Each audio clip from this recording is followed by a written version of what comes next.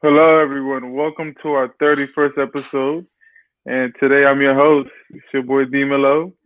And to my bottom left, introduce yourself today. Oh, me first, man. It's your boy, Young Rome 22 on all the socials as always.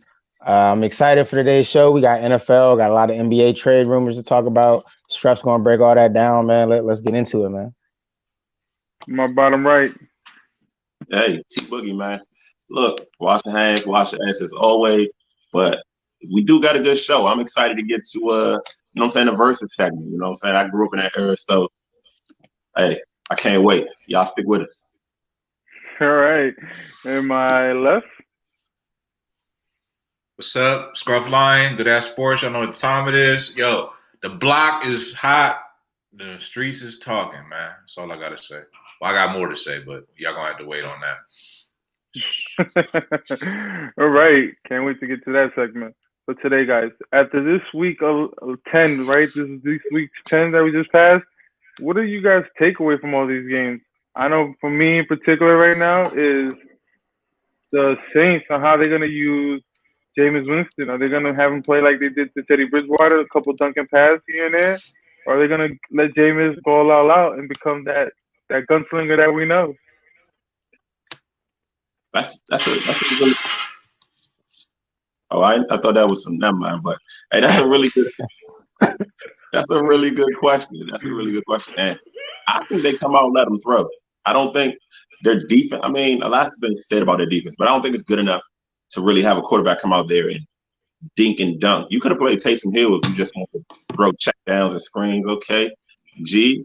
So I'm talking to Scruff man. But yeah, I think it's a good idea to let the guy go out there and do what he does best, and that's air it out, man. They got receivers, they got a running back to catch. Why not? Why not? Yeah, man, it worked for Teddy Bridgewater. He resurrected his career. Maybe Sean Payton can do the same for Jameis. Jameis' only problem is can he hold on to the ball, man, and not turn it over. And he's definitely got an offensive minded coach and a great team around him. So I mean, if Jameis can't get it done in New Orleans, that might be it for him. that. Oh my god. Are you mad because I said Cam Newton's about to be out on the way out? Is that why you're trying to say Jameis on the way out? Jameis should have already been out, really, but this is definitely going to be his last shot. If Phillip Rivers has a job, Jameis will play. The difference between Cam Newton and Jameis Winston is that Jameis Winston actually threw 30 touchdowns last year. Let's not forget that. So, yes, it's going to be a big time. It's going to be a big time up. Personally, I think it's going to be an upgrade for the Saints offense when they actually get Drew Brees out of there and get Jameis Winston over there. I mean, we're going to see if Jameis can manage the turnovers, but I think fantasy football fans are going to be very happy about the production coming out of that Saints offense.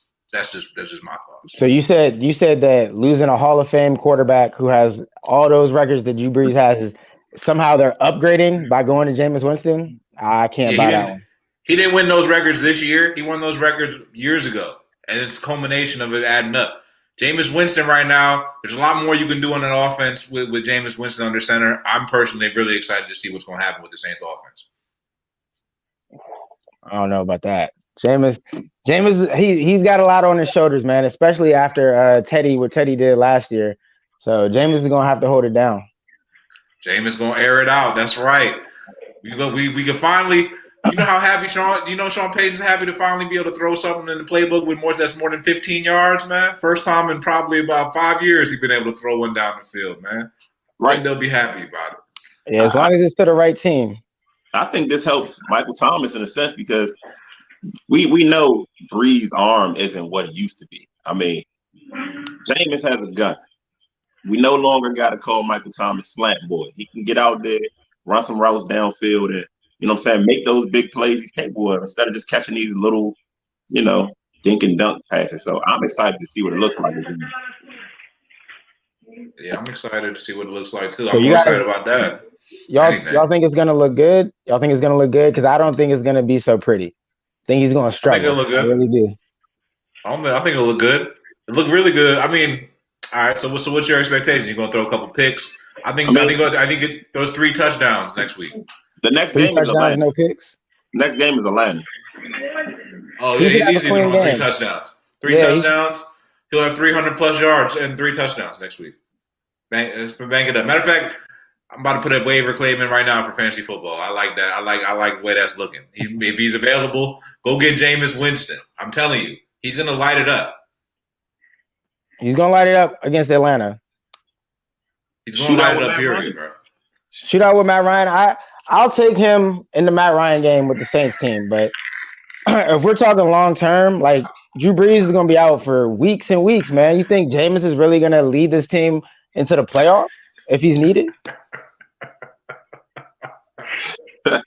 I do think. Hey, you all right, G? I'm fine. We lost you for a second. I just wanted to check on you. You know what I'm saying? No, it's here. I'm here. I paid my internet bill.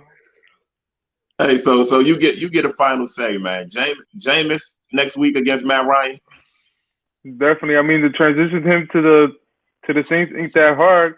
He's playing the same division he played last year, so I'm sure he's going to see the same defense he played the same year last year, even worse now. So I think Jameis is going to be all right.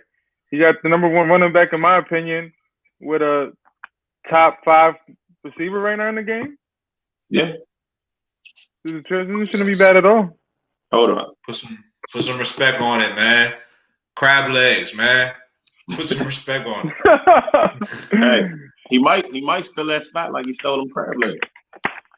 He about to steal something, boy. I'm telling you. Hey. I'm telling you. Easy lined up dub for him, too. Easy lined up dub for him, though. But besides that, what else? I mean, honestly, personally, my biggest takeaway from the weekend NFL games is that I wasn't really that entertained, to be honest. It went from last week's games being one of the most competitive set of games that I've ever seen to this week being the worst set of games I've ever seen in my life. Seriously. Like, the only good game was probably the Monday night game. Let's be serious. I don't know. That's one of my biggest takeaways. I mean, like the Eagles-Giants game was horrendous. Alex Smith had a heroic comeback until Chase Young said, no, sir. Yeah, that first half was mad boring, though. I almost fell asleep. That was one of my takeaways. I'll get to that in a second. Buffalo You weren't excited watching Cam and Lamar, man? That's for the culture right there. So that was my takeaway. That one. All right. So I was thinking about this, and I remember before the season started, you guys kind of said, I think Bryce in particular said, there's going to be one team that falls off every year. There's one playoff team that, you know what I'm saying, that just doesn't do as well. And you guys said the 49ers. And I realized you were right, but you were right because you were a hater. So I don't know how much stuff I should have being right because you hated. But the team I think you guys should have been looking at is the Ravens. That the team that we all thought was a strong team, and they're above average. They're not with the big dogs. I mean, we saw that. And I watched the Ravens lose the same way they lost in the playoffs. They got the ball ran down their throat. This team that's built on running the ball and being tough got the ball ran down their throat to the point where they had to throw when they were in trouble. And they have Tennessee next, and then the Steelers. I think they're in trouble. I agree with you. They're definitely in trouble. But let's be clear here. Like, you're a 49er fan, and you haven't been too sweet on Lamar like his whole time. So I don't know how much of that is objectivity, or it might be a little haterism in there too somewhere. No, but I've seen Greg Roman in a running quarterback before because I'm a 49ers fan. I've seen this stuff with Cap. And to be honest, I was more impressed with Kaepernick. That could be homerism, but I feel like Cap threw the ball a little bit better. Now, Lamar's more dynamic running the ball, but, I mean, it seems to be figured out. At the same rate it got figured out with Kaepernick. There was one flash year, and then teams kind of caught up and said, you're going to have to throw to beat us. And that's kind of the situation right now. I mean, you're definitely not wrong. You got them falling out the playoffs? They're still making it? They'll still make it, but I see a first-round exit. Okay. I mean, you readjust what you said. They're not about to miss the playoffs. They're not falling for this stuff, T. I'm not taking this bait. I'm not taking the bait today. No, I'm doing it. I don't believe that you believe that you actually believe that.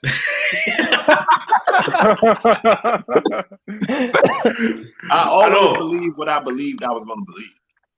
I don't believe it. I don't believe it. I don't believe it, man. The Ravens is very. I agree. The Ravens are overrated, but they're not gonna miss the playoffs. They're not gonna miss the playoffs.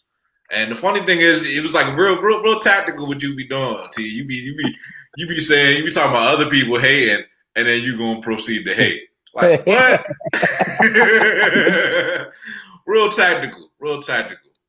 Nah, that wasn't hate, man. That was an objective, and well-informed sports opinion by an expert that's been doing this since before I was born. I've been doing this since I was in the womb.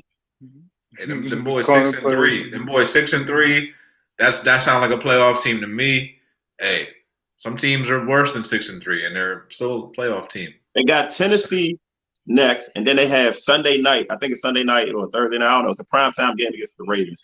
They looking at 6-5. They stand 6-5 right in the face. Well, what I will say though is that the AFC has been more competitive than it's ever been. There's a lot of really good teams. Like that extra playoff spot is going to go to good use in the AFC. We've got pretty much everybody is 6-3. We got half the AFC got 6 wins for real. Yeah. Browns, Ravens, Dolphins, Raiders, Colts, 6 wins. Bills got 7, Chiefs, and then the Steelers. So it's going to be very interesting to see who's going to make it. Patriots trying to hang in there 4-5, but I don't know. Are the Patriots done? Nah, I honestly don't think they're done, man. Looking at their schedule, they got the Texans and the Cardinals up next. The Cardinals is going to be a tough one, but I kind of like this little gauntlet of black quarterbacks that Cam has to run through. I mean, he just had to play Lamar. He's got Watson up next and then K1 after that, man. So I'm excited for all these Patriots games. And I think if they can pull out this game against the Cardinals, they'll be 6-5 and they'll be right there in the thick of the race too. You said Cam Newton could pull that game out against K1. Did he just pull one out against the reigning MVP? See, we're gonna quickly laugh like K1 is the man all of a sudden. He just won that last game based off DeAndre Hopkins' skills, bro. They lost that game. They've also lost a few other games that were suspect, bro. But hey, I also called Cam beating Lamar earlier. Cam's gonna beat K1. I'm calling it now 2 weeks in advance. I mean, so man makes an incredible play, and you just going to come out here on national. The catch or the throw? The catch or the throw? What was you more impressed by? I was more impressed by the catch. Both. Nah, you got to pick one, bro. Which one was more impressive? Both. It takes 2 to fucking tango, man. You can't just go in there and catch a touchdown pass without somebody throwing a dime. 2 to tango, okay, so he throws the dime and then what if he doesn't catch it? Like that catch is incredible, bro. He's got 3 dudes hanging on him. That's kind of how it goes, bro. I know a lot of people that can make a crazy throw, but I don't know very many people that can catch it with 3 dudes on them. I'll tell you this. I've seen hundreds of Hail Mary passes. Hundreds of them, bro. Hundreds. I've seen 3 to 5 that have actually been good passes that were actually catchable touchdown balls. That was one of them. Period. It's a crazy conversation. Both. There's room for both. Kyler, that's what they was even talking about it. They was calling it a Kyler. I don't know. Hail Murray. Hail Murray. Hail Murray. I'm not taking any credit away from the throw. It was an impressive throw. I was much more impressed by the catch. To have that concentration, that is talent, bro. Like you got 3 dudes on you, bro. Like how many receivers can do that in this league? Like Kyler had to throw that to Hopkins. It's talent. But you know what else? Kyler's got 4 guys coming at him. He's got 3 guys on him, 4 guys on him. Yeah, right here. I know 4 guys coming at him. Dime. Every play's got 4 guys on him. Come on, bro. Dime. This segment is gonna get us canceled, man. Yes, very true. You guys are just hating right now. No. There's no shade on. It's no shade on the catch. It's a great catch. It's an amazing catch, bro. It's a better catch. If you gotta pick one, you gotta give the catch. But give Kyler some credit, bro. And don't be saying that they almost lost. Like that was the ultimate way to win a game. Bro, they lost. They won with 2 seconds on. Like they literally almost lost the game. Just win, baby. It's a win. whole. Yeah, it was impressive. It was definitely impressive. To the clock runs zero, man. Every second counts. I would have been taking Cam in 2 weeks, regardless of what Kyler did. I'm gonna say you're a favorite. That's your even favorite. That's though your boy. it takes a lot of skill to make both of those plays, right? I'm gonna Put some give the respect on him. I'm gonna give the play to D Hop because the picture is now iconic. I saw something that said Nike. It should be Jordan brand, but Nike has made like 5.7 million off in, you know what I'm saying, just exposure because of that picture with the hands and the gloves. And also, that's a testament to receiving now. It's much easier. The ball stuck. Kyler threw the ball 50 yards on a run, and the ball just hit his hands and stuck. I mean, you can say he got strong hands, but anybody that's played receiver lately with these gloves, no, man. All you got to do is put your hands in the right place and squeeze. You're going to make the catch. Disrespectful. I told you the segment was going to get us canceled. Disrespectful. Hey, Wow. I'm gonna make sure I add DeAndre Hopkins in this and make sure he see the disrespect, man. I'm just saying, put some respect on Kyler, put some respect on D Hop, boy. That's all I'm saying, man. That man got traded for, and let's just also acknowledge that Geraldo said David Johnson was his fantasy football sleeper for the year, and this guy is supposed to be some kind of expert. And then this man got traded for D Hop. And you had the right to say that this man was going to be asleep. Only thing I'm sleeping on is, man, wow, Bill O'Brien. I can't believe that you made it. You done made it this far, brother. Yo, that man is never going to get another job again, for real. That is the worst trade in NFL history, it's looking like, man. That man went up there and caught it on 3 people. Went up and snatched it, mossed him, bro. First of all, my David Johnson was a prediction. I didn't know he was gonna have this concussion. If I would have known the concussion, I would have said, nah, it could have been that great. And going back, don't take shots at me. I have nothing. I didn't do nothing to deserve that. Hey, your Giants, man. Your Giants winning too many games. That's what you get. Y'all about to win. Bro, I am mad that the Giants could end up being a playoff team and still end up with a top 10 pick. That is insane. Crazy. The NFC East is crazy. Let's not even talk about them too long, man. Let's stay on this Kyler Murray topic, man, because we got a big Thursday night matchup, and I really want to know y'all's opinion on this game. We got Russ versus K1. Y'all keep telling me to put some respect on K1's name. So how much respect are we putting on him on this game against the Seahawks? None. Give me the early picks. None. Seattle. Seattle wins by 7 points. There we go. Didn't Kyler win the last one? Right? Did Kyler win it? I don't think so. He did. Okay. I'm going with Russ, though. Like, I don't think the Cardinals have an answer for Lockett and DK. Like, I've seen Patrick Peterson. Like, he's seen better days, man. I respect what he's done in his career, but I've seen him get beat too many times. So I think he's got his hands full this week. And Chris Carson is coming back too. That's a big piece too. That's a another bum. This guy is a running back hater right here. Hey, so I'm not a running back hater. I got a high standard when it comes to elite running backs. Y'all know my standard is high, top shelf. I don't mess with these. Standard is your standard. What are you talking about? Sanders is a good back. He doesn't even. How is Chris Carson a bum then? Yeah, exactly. He's not that good. So who you riding with Thursday, Scruff? You riding with Russ or you riding with K1? High, and I damn well wouldn't say what you just said. It's good. Cause you scared, man. You scared for the real heat, man. I'm here. I'm ready for it. But nah, who do I got? I got to go with the law of averages here. So because Kyler Murray won the first game, I am going to go with Russell to win the second game. Also, last week, Russ and them boys got I say shut down, but they got slowed down. They didn't look the way that they have been. It's been 2 weeks actually. I feel like they haven't really been playing that well, and I think 3 weeks is I don't think it's going to happen. So with that being said, I do have the Seahawks in a very competitive game. All right. So to be clear, everyone after getting done telling me to respect Kyler Murray and Harold Murray and all this, we all took Russell Wilson, right? Like we don't have the Cardinals winning next week. They're probably going to fall right on out the playoffs, bro. Like, I don't think either one of these teams are going to fall out the playoffs. But this week, I'm taking Russ. I mean, it could very well go either way. But Russ played bad the last 2 games. I think he had 3 fumbles, 4 picks in the last 2 games.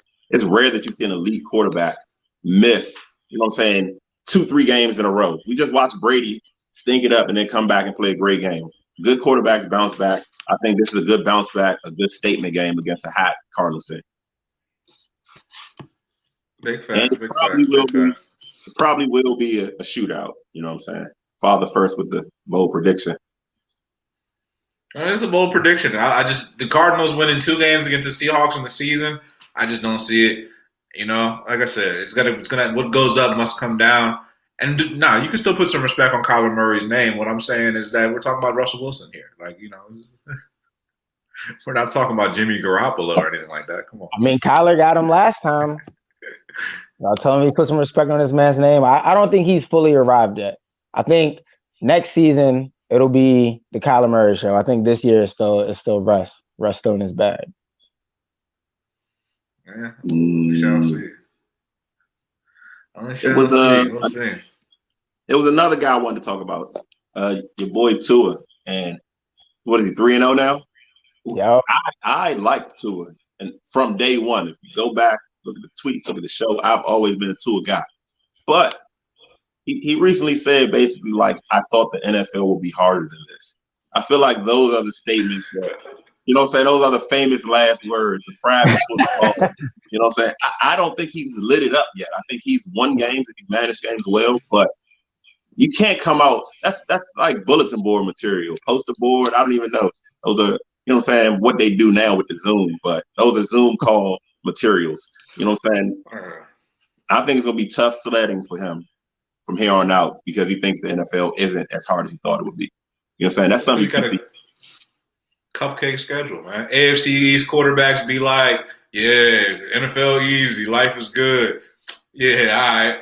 That's what it be like in the AFC East. It's all sunshine. It's always sunny in the AFC East. That's why Tom Brady was eating so well out there, man. Eating avocado ice cream in the AFC East. It's country club out there, man. It's easy in the AFC East, especially when you got a cupcake schedule like Tua does. Well, he got past Justin Herbert, and I thought we were singing. I thought you guys were singing Justin Herbert's praises. So, you know what I'm saying? He did manage to win that game. Hey, I called that, just to be clear. But I got to agree with Scruff, man. He does have a cupcake schedule. Looking at it, I mean, he's got the Broncos, the Jets, the Bengals up next. He's not going to have a real test till week 14, week 15 when he plays the Chiefs and the Patriots. That Patriots game, if the Patriots can keep pace, could very well be for a playoff spot. So it's going to come down to Cam or Tua for me. It'd be wild if Tua is actually what keeps Cam out the playoffs, but that is looking like that could potentially be what goes down here, man. But I got faith in Tua and I got faith in Cam, so I don't know how it's going to play out. I think the only thing more disrespectful than, and I came on this beginning of this about to talk stuff about Tua, but don't disrespect Tua and compare him with Cam Newton and the Patriots, man. Them boys is definitely way better than them. I don't foresee that being an important game. I don't know. I'm done. I'm done with the Patriots, man. I'm officially taking back my Super Bowl pick. Oh. Patriots got the Texans next, man. That's another winnable game. Like, yeah, they're both winnable games. I agree with what Rome said, but I'm just not feeling it, bro. I'm not feeling it. I'm not seeing it. I'm not feeling it. I don't see it.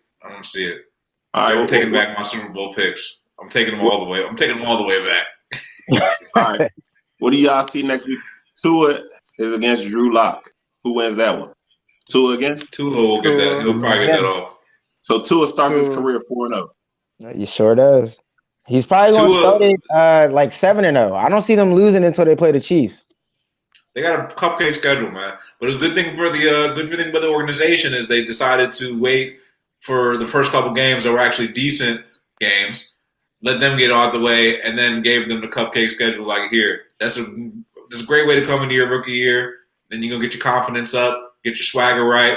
Now he's feeling real good about himself. He's gonna have a real terrible year too, though. I'll tell you that. He's gonna hit some like. Let me see him up against like a Myles Garrett pass rusher like all day, like he got a little taste of that. I knew you were going to say that. He played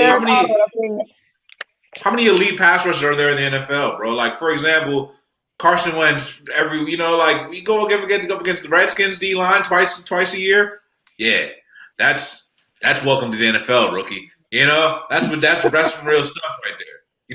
Even the Cowboys' defensive line is more formidable than these. Come on, man, put some real pass rush out here. I don't think that's a good way to evaluate a rookie. Like, you know what I'm saying? Like, for a basketball comparison, you wouldn't have a young guard come into the league and then say, well, you let James Harden score 45. Like, that's kind of how that goes. You would expect a young quarterback to kind of stumble against elite pass rushers. But so far, we beat Aaron Donald. He's 4-0. Like, I can't take the wins away from Tua.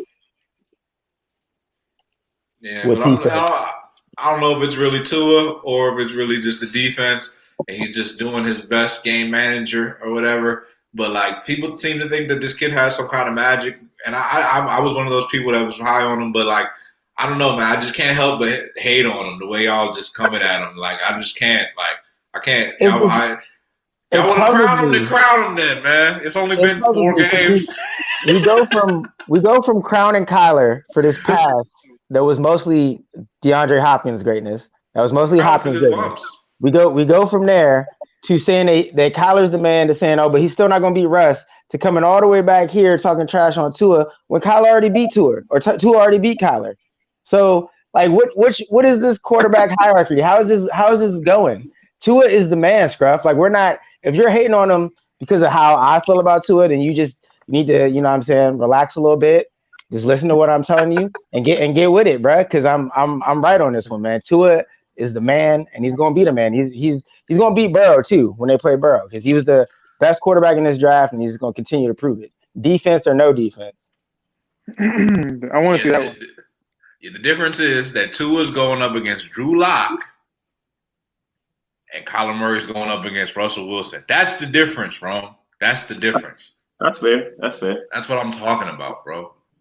3 of his wins are against potential playoff teams, and the Rams and the Cardinals. I mean, he's beaten the best division in football, right? The NFC West. Yeah. And what is this standard that is this height that Tua needs to hit? My man needs to throw 4 touchdowns, no picks, 400 yards, or he's a game manager.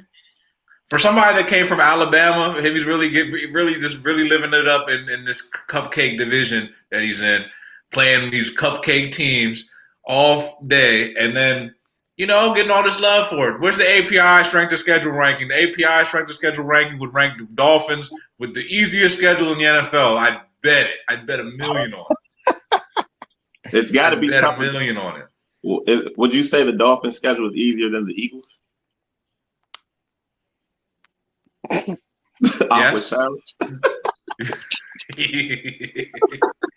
Yes. Yes. Hell yeah. Okay. All right. This is the last thing I want to talk about as far as football, right? Not the Cardinals.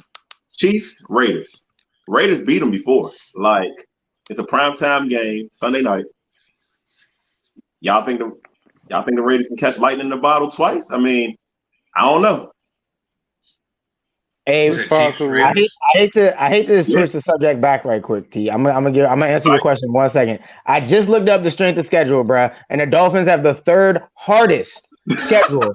The third hardest schedule in all of football right now. But back to T's question. No, the Raiders will not catch lightning in a bottle. There's no way. No, hold on. I don't even care about What's your source? I don't even care about my question. Bruh, oh my goodness. Don't tell me that. Is it Pro Football Focus? Please tell me it's Pro Football Focus. What's your source? What's your source? NFL.com. It's averaging up the wins. It's the teams that have the highest. Fake news. Stop the vote. I'm about to say, that sounds crazy, but that sounds not on my list, man.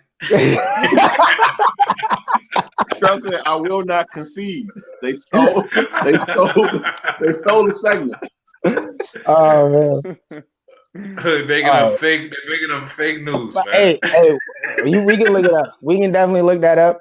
It was on, I believe, Giants.com, sourced by the NFL. We can do the math on our own. I'll do the recounts all that. But T had a good question, so I want to get back on track. Right. The Raiders are not going to catch lightning in the bottle. The Chiefs have been on bye week. I watched the interview with Travis Kelce earlier. I want to say the Raiders did some wild stuff, like take 2 laps in their bus around the stadium after they beat the Chiefs. And watching that interview with Kelce, I could tell that the Chiefs took that to heart. So they're probably going to run the score up, man. We're looking at a 50 burger. I think the Chiefs blow them out the water. The Raiders might try to keep up, but they won't be able to. And another thing I want to throw in there, Andy Reid, I don't have the stats in front of me, but Andy Reid after a bye week, crazy good. So this is going to be painful for the Raiders fans. As a Giants fan, I could agree with that, with the Andy Reid stat. I don't know if he still I've is, been but dealt with a couple of those dubs. Yeah, I don't know if he still is, but when he was the last time he was with the Eagles, he was undefeated with after a bye. Never got beat. So I don't know if he got beat. So the Raiders have no shot in this game. I don't give them one. I don't give them one. Right. Father First 88 says that they're going for the sweep. I'll bet you any amount of money. I'll bet you. I'll put a big. Well, actually, not any amount of money. I'll throw a quick dub on it. You got to be respectable. I'll take that bet. It's a family show. I'll take that bet. I'll take it's a family that bet. show. You'll take the bet straight up. Yeah, I'll take it. Raiders win. You just lost $1 million to Rome. I'm sure I could win 20. Hey, $20. You heard it here first. Fake news. Yo, but seriously though, y'all know I'm talking about fake news. I got a little rant I'm about to go on. You feel me? About these NBA rumors. I think I got the right audience at home too. Yo, man, I just want public service announcements for y'all, everyone out there that's keeping up with these NBA rumors. I need y'all to stay safe. Like T say, wash your hands, wash your ass. Seriously, when y'all looking at these NBA rumor tweets, stay away from the fake news. There's a lot of fake news circulating right now. Here's the thing. There's a lot of accounts out there that be saying like my NBA Sports Legion, but they'd be like hella ends at the end. You know what I'm saying? Or it'd be like Woj ESPN, but it'd be like Woj ESPN. Or like they'd be like one letter off. It'd be like Bleach Report. You know what I'm saying? Like, be careful, y'all. I just want y'all to know reading is fundamental when you're looking at these NBA rumors. Please be careful, y'all. And another thing I've seen is these fake accounts, and then they'll say via Shams, via Woj. But then if you go to Woj's page, Woj never said nothing of the sort. So just what I'm saying is be careful before y'all spreading some rumors out here. I've heard, according to some of y'all, Russell Westbrook got traded to the Knicks already, and that never happened, all right? According to somebody else, Joel Embiid got traded to the Warriors. That never happened. But I do have some verified sources. Yeah, some real verified sources and some really crazy rumors that have already went down and that are in the oven ready to get cooked up as we speak. But let's talk about what already happened and stuff. So first big trade of free agency, or as the moratorium period ended or whatever, was Chris Paul. Chris Paul got traded. Y'all know one of my favorite players in the NBA is Chris Paul. Got traded to the Phoenix Suns, a team that has been desperate for playoff berth. I can't even remember. I think last time they was in the playoffs was with Steve Nash. Now they finally have a point guard. T, what do you think about Chris Paul going to the Suns? Good fit? Pardon me. My giant solo.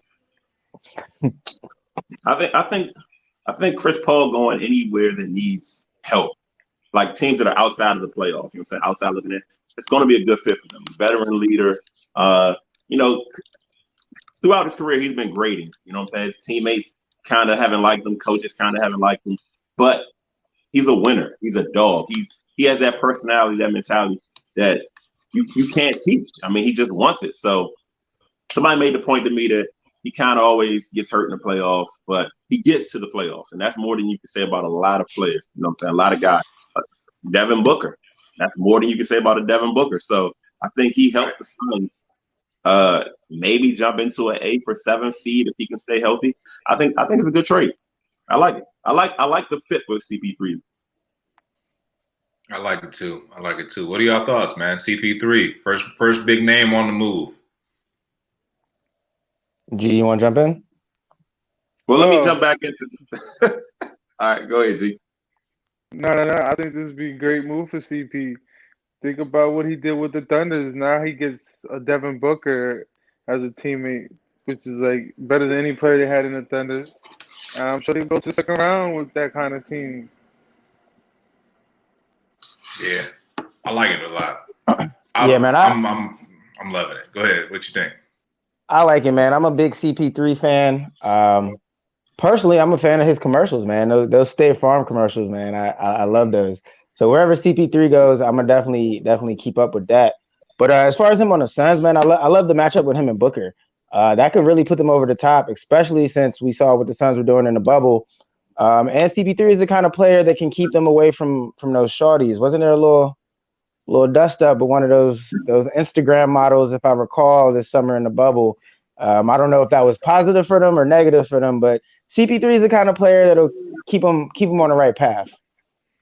That's kind of what I wanted to jump back in and say, man. You know what I'm saying? Outside of, I feel like great point guards always look better with a great score. But the fact that he's a vet on a young team with a lot, it's kind of the Paul Pierce effect on the Wizards. When you bring in this vet and these young guys learn how to practice, they learn how to go about their day-to-day, they learn how to take care of their body. You know what I'm saying? They learn how to lock in during the season. And I think a team like the Suns desperately needs that. So you don't have those dust-ups with these IG models and all that, or at least you have them, but it never makes it to the media. You know what I'm saying? Never hits the timeline. So I think it's a good fit, and it just works. I think it works for both teams. OKC's obviously still in the building phases a little bit. They get some young expiring contracts. That's really what happened. They're trying to get salary cap. Kelly Oubre is expiring. They're going to dump those guys eventually and sign a big name with the promise of, okay, we have a young core. We just need that guy to get us over the hump. So I think it works for both teams and what they want to do. Yeah, man, I love this trade for the Suns, especially because they didn't have to give up either one of their main key stars. Really didn't give up anybody. They didn't even give up one of their top 3 stars. Really, like they gave up Ricky Rubio and some crummy, like decent, like Kelly Oubre is a solid wing player, but the Suns have a surplus of wing players. They have Cam Johnson, they have Dario Saric, power forward slot. They got they got plenty of wings. They're not going to be missing out on that at all. Plus, they got the thing is, we're going to be like Devin Booker's been doing good, but they haven't been able to get over the hump. They haven't had a winning culture for such a long time. The thing about Chris Paul is he just led the Thunder to the playoffs, and in my opinion, the Thunder have a much less talented team than the Suns. The Suns have a much more talented team on paper. Because you have Devin Booker, who's an all-star caliber player, and then DeAndre Ayton. I'd be willing to go on record and say this early, like DeAndre Ayton's going to have a quality season next year. He might be an all-star next season too, because he's going to be in perfect position because Chris Paul is a point guard that always sets his bigs up. He's going to be catching lobs. It's going to be like Lob City all over again, man. He made DeAndre Jordan look like a decent scorer. You know what I'm saying? Like that's what Chris Paul does for your team. I love the fit. Another big name, former teammate Chris Paul. James Harden's name has been out on the block. I don't know if y'all been keeping up with this story, but James Harden name has been out there. Now he's actually come out formally. Declined his contract extension. He had a contract extension due for crazy numbers, $52 million a year for the next 2 years, over $104 million extension for the Houston Rockets to keep him for another 2 years. James Harden turned it down. He said, "Look, I'm done with this." And he said he formally has requested a trade. He originally came out saying that Philly or Brooklyn would be the top 2 choices. Now he's pretty much strong-arming the situation. He wants to go to Brooklyn. Word on the streets is Brooklyn says we'll take you, but we're not going to go crazy over it. But I'm hearing from inside sources like, it's really a situation of the player really pushing the leverage, and we'll see what y'all think. But like, I've major question. I mean, obviously, great players can make things work, but I do have some questions about the fit within that system, and also James Harden, Kevin Durant, Kyrie Irving, is there enough touches, enough basketball to go around in that situation to make a successful team? That's my biggest question for y'all. Because the names, throw a couple names together doesn't always mean it's going to work. T, what do you think? I don't know. He's trying to force his way to Brooklyn, right? He wants to go where he knows that he has a real shot at contending. I don't know if he'll be able to force his way. Last I heard, Houston's basically saying like, we're cool suiting these guys up and they're mad, Russ included. Like, we're cool, which I get. If those guys play, we're going to sell tickets. I don't care how disgruntled they are. But if he does find a way to force himself out and plays for Brooklyn, I think it makes sense. I think it's enough shots to go around. I think at this point, Harden wouldn't mind, not taking 30 shots, 40 shots a game. I mean, it's for the sake of winning. Obviously, somebody's going to have to sacrifice their game. I think Chris Paul might not care. It might even be a situation of hot hand, like you see with running backs in the NFL. Hey, Kyrie, you on? Like, keep shooting. James Harden, you on? Keep shooting. KD, you on? Keep shooting. Now, what happens in the playoffs? Who takes the last shot? That sort of thing can get worked out. But outside of Kyrie, I think Harden and KD have personalities that kind of mesh. Kyrie would kind of be the wild card, and I think both of those guys, as long as they're winning, they'll be fine with Kyrie taking shots. So I think it's a perfect marriage if he can force his way out. But that's a big if when Houston's, they don't have to move. Like, there's nothing forcing them to move. I don't like the move. I mean, I do and I don't. All right, so let me get this straight. I love the idea of Harden and KD pairing back up, but T, you hit it right on the head. Kyrie is a bit of a wild card, and I don't know how he really how it all works out with him. I mean, you could be right. Maybe they are just do it by committee. You got the hot hand tonight. You go, I go, whatever. Only time could tell. And this, like you just said, this really is just a rumor. Who knows if he's able to force himself out? One thing I wanted to throw out there, I saw something saying that it might have something to do with the ownership, and other players might want out as well. I don't know how true that is, but I wanted to throw that to Scruff, man. Are there any issues brewing up with the owner and James Harden down there? Oh yeah. There's so much to talk about. Like, the Rick Bucher had a story that came out earlier today. He was on one of them Fugazi sports shows that ain't ours, but he was on one of them shows. And he was was talking about it. Basically, there's major backlash from the players on the Rockets organization because he's been openly a Trump supporter, and a lot of them don't feel comfortable playing for him. I don't know if they're just waiting for this opportunity to pull this card out, but the card has been pulled, and a lot of people aren't really feeling that within the organization. I got a question. Problem. Hold on, I got a quick question, fellas. Why aren't we talking about the possibility of D'Antoni having KD and James Harden at the beginning of this NBA season, bro? D'Antoni coaching them boys up. That offense is about to be amazing. I think people forget that D'Antoni actually created an offense that's called the 7-second offense, right? People forgot about it because, like, they didn't transition to the 20-second offense with James Harden. But I do believe that if they were to actually transition into a 7-second offense, that they could actually succeed, because the whole point of the 7-second offense is to keep the ball moving, which obviously, like, they just threw that out the window. But, like, I'm telling you, like, a true 7-second offense, if that's what they're going to run, it can work, because they had Steve Nash, they had Joe Johnson, they had Sean Marion, they had Amari Stoudemire, they had scorers. It could work, but, like, I don't know, like, how far gone, D'Antoni is within that staff and what kind of offense they're going to run. 7 seconds, though. D'Antoni did not create the 7-second offense, but he revolutionized it. He did. He popularized it. He brought it to the NBA. To me, is what they call it in baseball when you see stuff like that, bush league. Like, it's almost like Budenholzer. You know what I'm saying, with the Bucks. Like, your offense works really well in the regular season, but when people actually start playing defense and taking more efficient shots, people aren't just jacking up threes. Like, it doesn't work long term, because if it did, D'Antoni would still be a head coach. Yeah, that's a good point. That's a good point. I got another one other. This is not a rumor, but it's a trade. Really good trade, I should say. The Bucks made some big moves. They got to lock up Giannis. I'm hearing that Giannis might be signing a supermax deal potentially after these trades. He's feeling pretty good about what they've done. So they picked up Drew Holiday, which I personally know I love Drew Holiday. Great championship piece right there. Great defender for Bledsoe.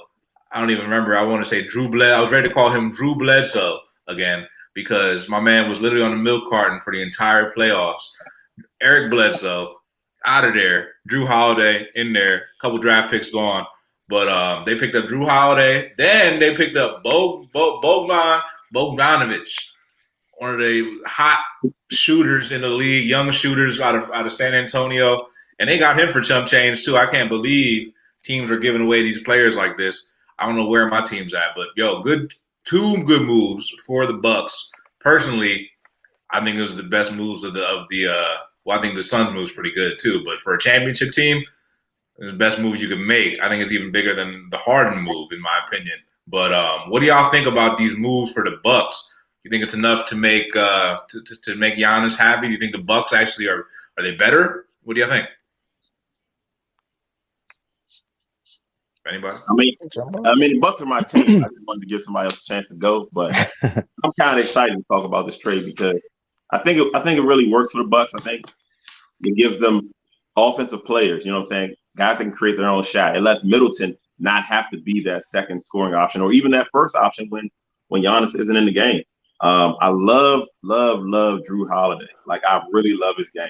Like, he's the type of guy that he's not great at any one thing, but he's good at everything. He plays defense, he can rebound, he can, you know what I'm saying, he can defend, he can shoot, he can hit open shots, he can create. I love his game. I really wanted Drew Holiday over Eric Bledsoe. It happened, so I'm ecstatic. But at the end of the day, it all comes down to, does Giannis sign a supermax? If that's enough to make Giannis sign a supermax, then it ends up being great. What needed to be done. If it doesn't, it was all for nothing. And even if outside of that, right, the Bucks currently have like 7 players on their roster. I don't know how they managed to recruit people to Milwaukee, but if I'm a free agent, I can tell you Milwaukee is not one of the places that I'm going on a vet minimum. I promise you that. So I think it's gonna be interesting to see how they fill their roster. But on the surface, I really like the trade. Hey, hold up. So I didn't even know that about you, T. You're a Bucks fan? Yeah, you want to I thought that was news to me too. This whole time, all this Giannis is the MVP, LeBron ain't this and all that. Is what? Like what? Come on, man! I didn't even know you was a Bucks fan this whole time. No, look, it's starting to make sense. I'm a kind of sus, really. I'm a professional. I don't come out here and give you emotion. I give you what's real. All right, you know what I'm saying? Well, if I wanted to give you emotion, I'd be an R&B singer. I give you what's real. So, hey, I like the trade. If anything that gets Giannis on a supermax deal keeps him in Milwaukee, that is a good move for Milwaukee. It's that simple. That's a fact. They already got his brother on the roster. Like, out of those 7 players on the roster, his brother is one of them. I don't know how much you can do. Sign all the brothers. You know? But you need him to sign. Small markets need those big guys. It's a great trade. But it's gonna be even more popping off in the NBA with the draft coming up. Y'all know the draft's tomorrow. So I'm gonna let y'all know some for the draft. Couple trades, couple moves to watch out for. Watch out for Gordon Hayward. His name's been on the move. The Hawks have actually been the most active team from what I've been hearing out of all teams in the NBA right now. The Hawks have been the most active on the trade market. Look for the Hawks to make a move. I've heard their name connected to DeMar DeRozan. I've heard their name connected to Gordon Hayward. I've heard the Golden State Warriors are actively trading the number 2 pick. I'm expecting there's an 85% chance that the Warriors will be moving that number 2 selection. Watch out for the San Antonio Spurs. The San Antonio Spurs are actively looking to trade into the top 3 of the draft. No one knows who they're trying to get. Lord knows, really. Popovich knows, probably. The New York Knicks, watch out for the New York Knicks. The New York Knicks are actively looking to trade into the top 3 of the draft. They are said to be highly coveting LaMelo Ball, my number 1 prospect on the board. they are also willing to trade RJ Barrett for a potential top 3 selection. They are potentially willing to trade the number 8 selection along with RJ Barrett to move up to number 3 overall. Or in the scenario that LaMelo Ball falls in the draft to number 4, which could happen. I'll break down the potential mock draft. I'm actually dropping my mock in the morning, but so y'all can sip on a coffee and watch the mock. But LaMelo Ball could fall to number 4 to the Chicago Bulls, who are in a very interesting spot in the draft. So I'll break it down like this, man. Number 1, Anthony Edwards is probably going to be the number 1 pick. I'm going to tell y'all right now, it's going to be Edwards or it's going to be Ball. It's probably going to be Edwards, right? So Edwards 1. 2, if the Warriors keep the pick, it's probably going to be James Wiseman. But I don't think they're going to keep the pick. I think it's going to be a trade. If it's a trade, it's probably going to be LaMelo Ball getting picked at the number 2 spot. If it's not a trade, James Wiseman's going to go 2. The number 3 pick is damn, I done lost count already. Who's the 3rd pick? You already got LaMelo and Wiseman, and I mean you got Edwards and Wiseman. Yes. So it's going to be LaMelo. It's gonna be LaMelo. It's going to be LaMelo if Charlotte keeps that spot and doesn't trade with the Knicks. Oh, Charlotte. There you go. Number 3, Charlotte. There you go. So Charlotte, bro. Charlotte's gonna take Charlotte might not take LaMelo Ball. It's not a foregone conclusion they're going to take LaMelo Ball. They might take they're very high on James Wiseman. They're very high on Onyeka Okongwu. Watch out for that. If that happens, that means LaMelo Ball could fall from being the number 1 player on my board, being number 4, available for the Chicago Bulls for the taking at number 4, which would be very, very interesting. If they wanted to take that pick, they could definitely take that pick. I think it would be a smart selection. If they don't, the New York Knicks could be calling, and the Bulls could get RJ Barrett and the 8th pick, which could be a win-win for everybody. I think New York could be happy about that. But whole bunch of craziness with this draft. It's about to be really, really interesting. Free for all, really, what y'all thinking about this draft? Is there any prospects that y'all are really excited to see? Anybody that y'all have as sleepers? Talk to me, man. Y'all know I got sleepers for days. Man, I'm dumb excited to see LaMelo in the league. But honestly, man, you kind of soured me with this whole Knicks theory, man. Like LaMelo to the Knicks. I'm not really feeling that one. But I see how that could unfold. So I will definitely be keeping an eye on that tomorrow night. Melo, yeah, he could go anywhere, man. One team I actually in the mix, I said, is the Spurs. Spurs could trade up, and I wouldn't be surprised if they take LaMelo with the number 2 pick. There's a proposed trade which would send DeMar DeRozan to the Hawks, LaMarcus Aldridge to the Suns, and the number 2 pick to the Phoenix to the Spurs, who are looking to rebuild. T, what do you think about all these crazy rumors? Who are you excited to see in the draft tomorrow? Well, honestly, I'm excited to see where RJ Hampton falls. I've been watching this kid since high school. He just played in New Zealand.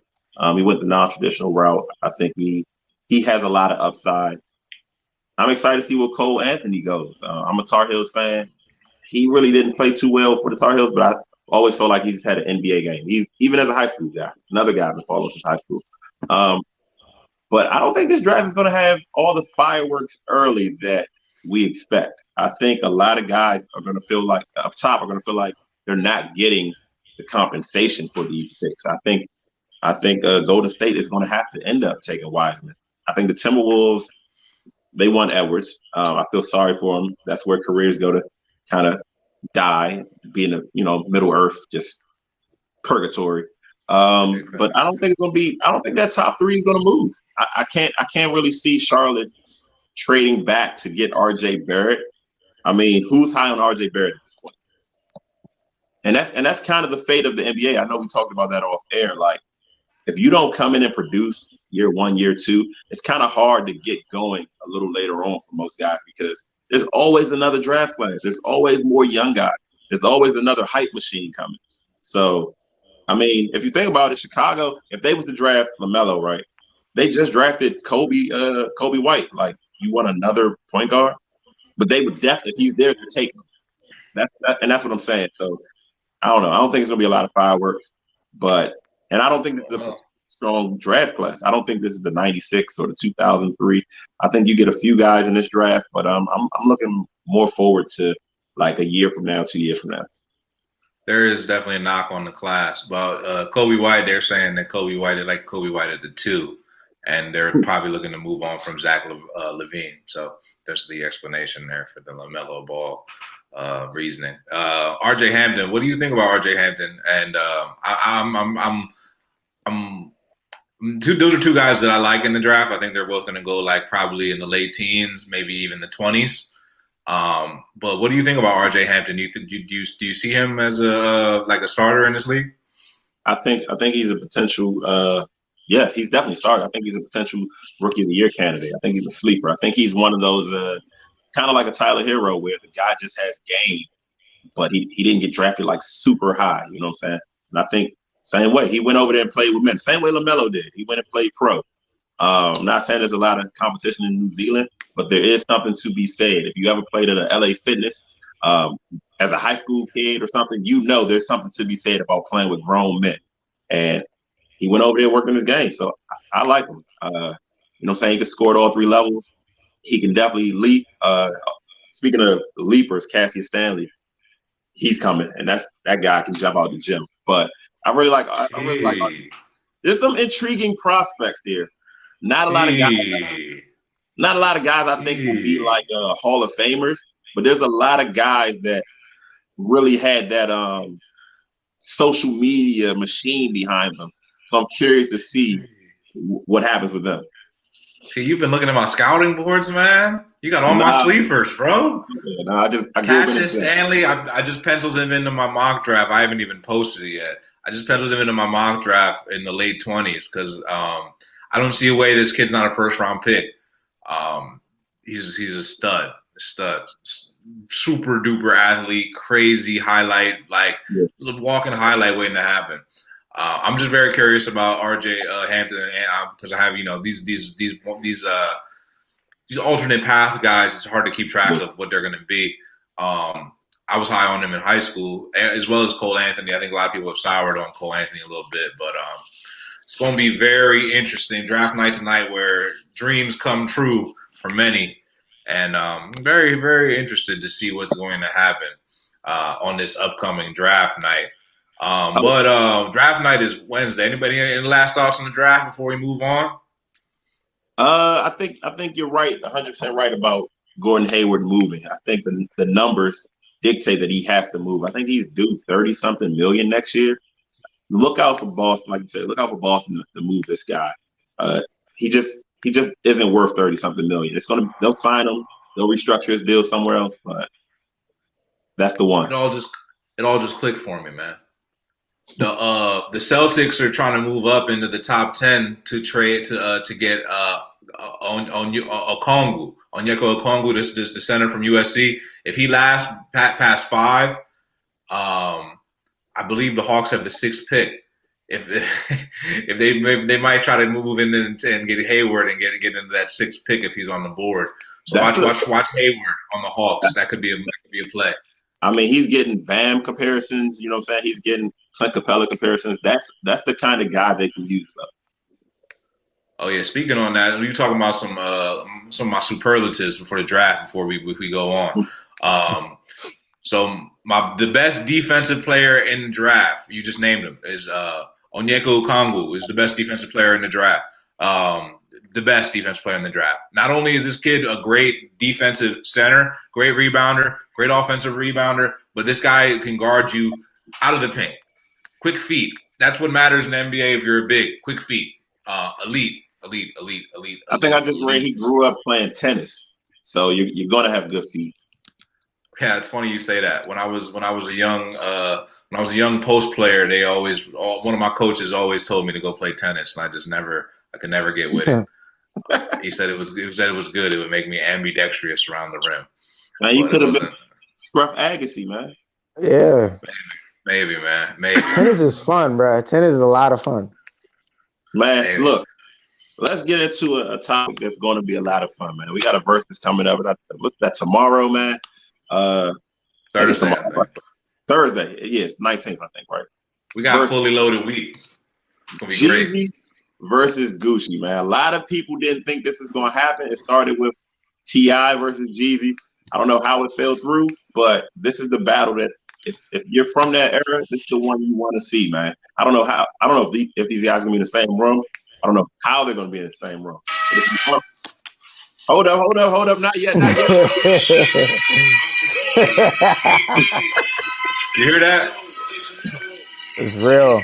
Look, What's beef? I don't know how this. I mean, shout out to Swiss Beats for getting this done. But if you don't know the history on these guys, man, this started in like I want to say 05 or on So Icy. They did a song together, and I don't even know who to believe about what happened after they did that song because it was a hit.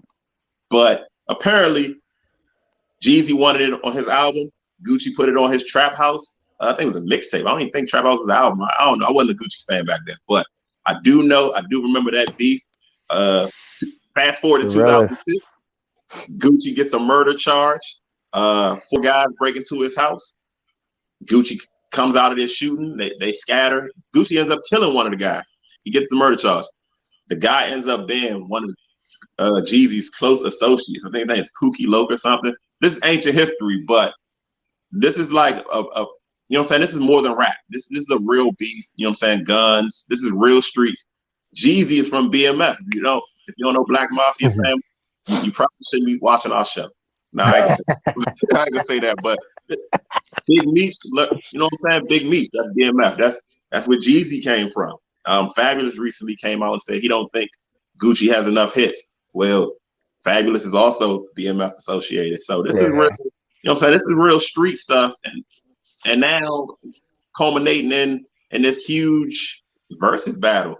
I mean, I implore everybody, go back, do the research. The videos are all there on YouTube, man. Watch Jeezy's video with Mad Links. Watch Gucci's video with Mad Links and how real, how you know what I'm saying, the hate that these two have for each other is so real. But we got a versus, so 20 songs. I mean, 20 songs. This blood feud has led us to a versus. Who do you guys think? I have an opinion. Who do you guys think is going to take this versus? T, man, I love that intro, man. I love you explained that perfectly. I come from that same era. I was heavy on Jeezy, big Gucci fan, man. I remember all this as it played out in real time. Crazy to think that they're doing anything together Right. in some type of positive manner, bro. Like this was some real like non-rap stuff. But yeah, man, I gotta keep it real, man. I think it's Jeezy, bro. I don't want to say in a landslide, but kind of how Fab said, I don't think Gucci has enough hits to actually go toe to toe with Jeezy.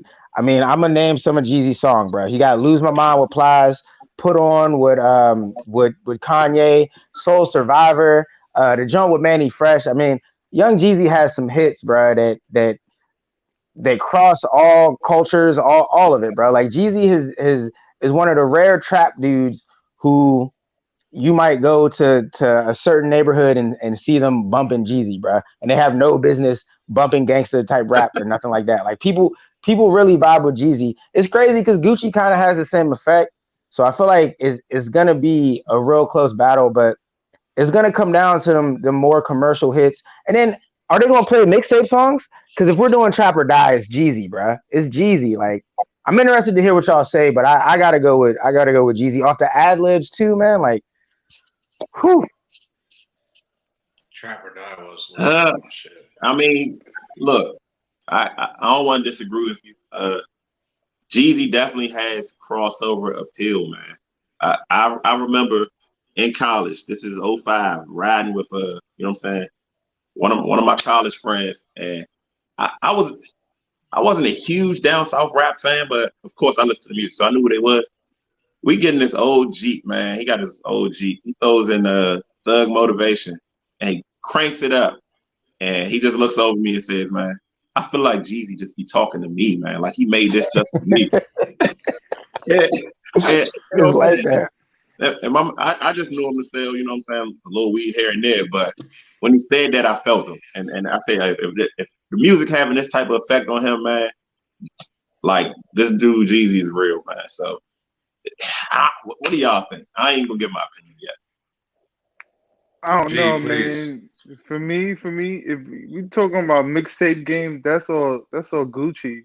Thank you. Gucci, man, Mister, he threw a mixtape every quarter of the year. Every year, Will he had like Chamberlains. at least had at least like fuck a mixtape. So that's four mixtape a year, and sometimes he'll give you a bonus one. So that's five. Gucci, man, every year you at least knew you're getting five good solid mixtape off of Gucci. That's only that's the only way I feel like Gucci could win this battle. We're talking about the mixtape game, but commercial wise, like Yeezy all the way. Jeezy got that all the way, hands down. Hold up. So do you think you can win a versus off of just commercial music? No, Well, not at all. it really depends on the vibe of the room, bro. Because like Rome was talking like, yeah, you know, he was one that said that he was a big Fab fan, right? And he thought that Fab was gonna win the verses. But then when you got in the room, the vibe of the room was real street. Jada came in with a whole bunch of different stuff. But somehow he cataloged 20 and he got his thing done. I wasn't even sure how he was gonna pull up that 20 as strong as he did, but it was a strong 20. What I'm saying is the vibe of the room. How's it gonna play? What's it gonna feel like? Don't sleep on new Gucci catalog either. New Gucci. So one thing I'll say that helps Gucci in this is like, yes, the mixtape catalog is crazy. Gucci has underrated hits. Lemonade. I can't think of too many on top of my head, but Wasted. Bricks. Oh yeah, Wasted, Bricks. Stupid Wild. So many. Yeah. So many. All the stuff he did with OJ the Juice Man, quarter brick, Freaky Girl. brick, whole brown. Hey, Freaky Girl. What? Yo, so many. And then he had the joint with Lil Wayne. You gotta give him respect for the joint with Lil Wayne. We Steady Yeah, Mobbing. he had the better Steady verse Mobbin'. between those two. Yes. How many times can you say that somebody had a better verse than Lil Wayne in his prime? Gucci legitimately can say that. He said, bro, 4-5 Desert Eagles, homie, you think I'm an Eagles fan. Tony Braxton sniper rifle, make you never breathe again. What? What? Yeah. But nah. Put some respect on Gucci name, bro. And then his more recent stuff, like the joint he did with Migos, I Get the Bag. It's my shit. Yeah. The joint He he did got a with lot of good features. with Drake recently. Right now with Big Lotto. Yeah. He's got some recent work. If you ask me over the last 3 years who's dropped better music, it's Gucci. It's Gucci for sure. Now y'all know what I'm about to do. I'm about to hit that big swing. You know what I'm saying? But but I got my money on Jeezy though in a very very close bro, I'm matchup. your momentum on this one, bro. Think about it, bro. If we're talking about region or rap, the South could actually say that Gucci got it. Cause look how many artists Gucci broke. He broke Amigos, Nicki Minaj, Waka Flocka, OJ the Juice Man. Future maybe broke himself before anything. But look, Gucci done found all these artists. So many artists. So it depends on what region we're talking about. Where whose wins. This might be a presidential. This versus. is like electoral colleges, my man. Jeezy got the big blue states, man. He's got the big blue, the big mainstream appeal, man. It's a versus, bro. Sponsored by Ciroc. Look, you know what I'm saying? Like if you're not from Georgia, Atlanta, I'm not even counting your vote. Like I want to hear from the people that were there. You know what I'm saying? The people that lived it, the people that watched it. You know what I'm saying? It's crazy because I feel like Gucci was like, it was raw. It was real. It was relatable. If you was about that life at that point in time, it was super relatable. But Jeezy was kind of especially coming from that BMF, it was kind of almost the luxury Coke flow. It was the prices that weren't quite realistic, but you still knew that he knew what he was talking about. You know what I'm saying? So I don't know, man. Jeezy hits. I like Jeezy to just win overall because he does have the bigger commercial success and commercial appeal. But Gucci has the longevity. Gucci has a playlist on Spotify that Spotify made called "If It Wasn't for Gucci," full of artists that pretty much are under the Gucci umbrella. He's like the Bill Walsh of the South. You know what I'm saying? His coaching tree is crazy. Yeah, I mean that's you know what I'm saying. That's how you mix the sports with the culture. His coaching tree is crazy. So I mean, I like Jeezy to take it, but I like this to be a lot closer than most people would give it credit for because, I mean, Gucci pioneered the first day out. How many first day out records have we heard now? All these rappers go to jail, they drop a first day out. We even got City Girls. JT got a first day out. That wave doesn't exist. T Grizzly career was created first day out. That doesn't exist without big Guwap. So I think it's gonna be real close, but I'm gonna give the edge to Gucci because he has the features, he has the songs with all your favorite artists, he has the songs with all the big artists. But the culture really gonna win. If they could piece it up somehow, the culture really gonna win. But in my mind, you can't piece that type of beef up because Gucci's still trolling. If you go to Gucci Twitter, all that, like he's still trolling. So I don't know how this gonna go. I don't know, man. I feel you on Gucci's coaching tree. That was a crazy reference. I love that reference. But I mean, we're talking like the verses, man. It's head up. You know what I'm saying? Like we can't give Gucci credit in this for what he's done overall. We got to just song for song, 20 for 20. And when Jeezy drops shit like My President and I Do, and just so many songs, Go Crazy with Jay. Oh my gosh, bro! Like I just don't know if Gucci has enough songs to where I'm gonna be like, all right, Gucci got that round. You know what I'm saying? Like it's gonna be hard, real hard, for me to listen to Jeezy play Amazing or Go Crazy or something like that and be like, all right, Gucci got him on this round. Like I don't think Gucci has enough in the tank to be like, I got you on. I don't know, man. It's going. The culture's going to win. The culture's definitely going to win. This is going to be the wildest one yet. Don't forget about I just want to know how many diss tracks Gucci gonna play. You said how many? What's the over under with Gucci playing the diss track?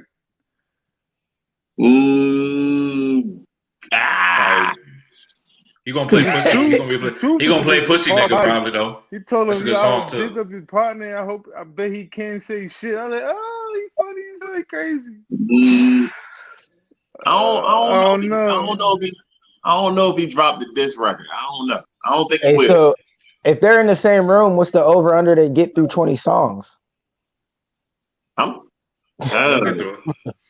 they're in the same room, I don't know. I think they'll contractually do all 20. Get through it. Yeah. But what happens after they cut the cameras off is a different story. But they'll get through the verses. Oh yeah, that's gonna be a whole nother. That's gonna be like an after party. And they're gonna be like, "Oh, what's about to go down?" They're about to be like, "All right, one's breaking for the door, one's breaking this way." They're like, "What's about to go down?" Think about it. This is how you know it was a long time ago. My man put $10,000. Jeezy put $10,000 on Gucci head. Like 10,000 is nothing to rappers now. You know what I'm saying? It's not. It's something to dudes in the street, but they tried to kill this guy. Like, how do you say, you know what? Let's just make music. Like, how do you get past that? They're gonna be hearing the news reports. Shots fired coming out of the east side of Atlanta. No, I hope it. We done lost a lot of rappers lately. I hope it don't go that way, man. Nah, I don't think it's gonna be like that. Benny the Butcher. I mean, it's damn for real. Yeah, in the leg. Benny got shot. Mo3 got killed. Like, we don't need no more violence with rappers. Right. Honestly, the biggest thing that could come out of this is if they do, get through the whole thing, regardless of who wins or who loses. If they're in the same room, if they get through the whole jump, I want to see them dap up. Like that. That would be love for the culture. That would teach a lot of these young dudes coming up and show us something that we don't normally see. Because we've highlighted, especially T, man. These dudes wanted to kill each other, bro. Like there was a real bounty. All that was real. This is all like y'all can go back and look it up. Like the beef was real. It was very real. So if they can squash it and get through this and do something positive for the culture and then show that type of love, that's exactly what the culture needs. Over or under this, they're pushing this up. You know what I'm saying? They're selling us this confrontation when they got a song together. Doesn't Jeezy have an album coming on Friday? Yeah, I don't know, but I'll take the over. I'll take the over. Jeezy got a lot of stuff going on. He just dropped a podcast too called the Recession, like shit. Oh my god, this guy, real clever. How many songs do you think we'll hear off of Thug Motivation 101, because All of them. everybody knows about 10 songs. You know what I'm saying? I don't think he wants to get stuck playing his first album, but those are some of his best songs. Nah, he gonna mix it up. He gonna mix it up for sure. Manny Fresh talking crazy. He got a real good catalog. We're gonna see though. It's gonna be one. It's gonna be one for the books for sure, for sure. But that pretty much brings us around to the end of our show, fellas. So as always, everybody tuning in, go ahead and hit that follow button, man. If y'all listen to us on YouTube, hit that subscribe button. You know what I'm saying? We on all platforms: GoodAssSports, Twitter, Instagram, and then what else we got? T, we got some other stuff they can download, right?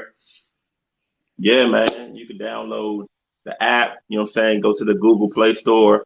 I got a Droid, so don't hate me for that. But go to the Apple, wherever you download your Apple apps. I don't know what they call that, but get the app, man. Get the app. Go to the website. If you don't want to do that, go to the website. You know what I'm saying? We got great articles on the corner. You know what I'm saying? Learn something about football. Learn something about sports, or just tap in and check out what we got. Spotify playlist. I got something cooking. I got something cooking for y'all, something real special. And I don't know what else do we have? We got everything. What else do we have? Oh, hey, we about to be got mock draft dropping. Tell you that. Mock draft dropping in the morning, 10 a.m. Mock draft dropping. Wait on it. Look for gas to be heavy on the fleets. If you don't know what a fleet is, don't worry. You'll figure it out. I'm not sure what that is either. I don't know what a fleet is, but I know I'm in somebody's fleet. Somebody added me. So, hey. Fleet's coming soon. I'm dropping some fleets tonight. Stay tuned. Hey, those NFL power rankings will be coming at you too. So definitely download the app, do all that, man. Stay tuned in. Got a lot of stuff coming up. Yes, sir. Yes, sir. So we're going to do it like we always do. We're going to close it out the only way we know how to. Sports for the culture. Sports for the culture.